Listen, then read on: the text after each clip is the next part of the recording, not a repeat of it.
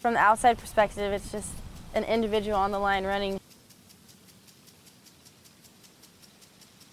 The only way that you can do it is if you do it as a team. Sometimes track and field looks like an individual sport. Sometimes it is. But not this year, and not for the women of Oregon who proved that teamwork pays. Jasmine Todd and Jenna Prandini say this talented group of women broke down barriers and banded together as a unified team by building strong bonds. So our family atmosphere and support really helps our performances. The women had a motto this year. Champions do extra. Champions do extra.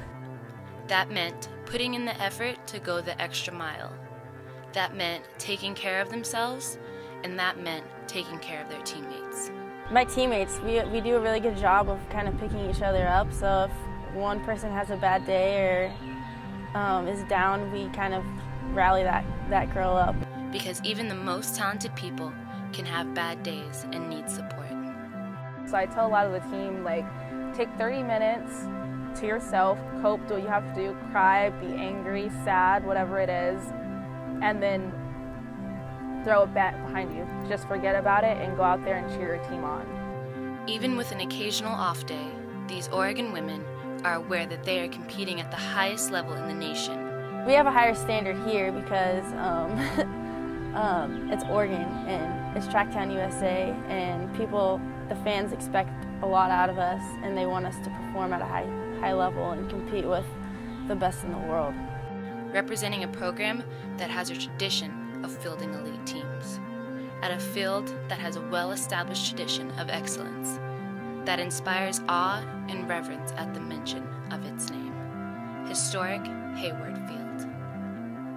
For 30 years, the NCAA Track and Field Championship eluded the Oregon women. Track coach Robert Johnson says they all learn from each experience of getting close, but not quite there.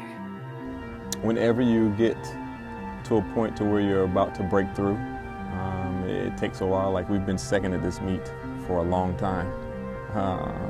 2010, 2011, 2012, we were at second. For the team and for the fans, second place just didn't cut it. The fans, even for the past couple years, we've been getting second and third, but they want first place. This women's team handled the pressure, satisfying the fans and themselves. This is no longer just a male-dominant sport, it's that you shouldn't just look at the men. There's a women's team out there too that's working just as hard. The girls have really put a stamp on Oregon track and field. Us winning outdoors just solidifies how dominant we are. Women's track and field is just as important as men's track and field. The future is looking bright for this young team. No one is leaving, and with increased team maturity, seasoned with new talent coming in next year, the track ahead looks good.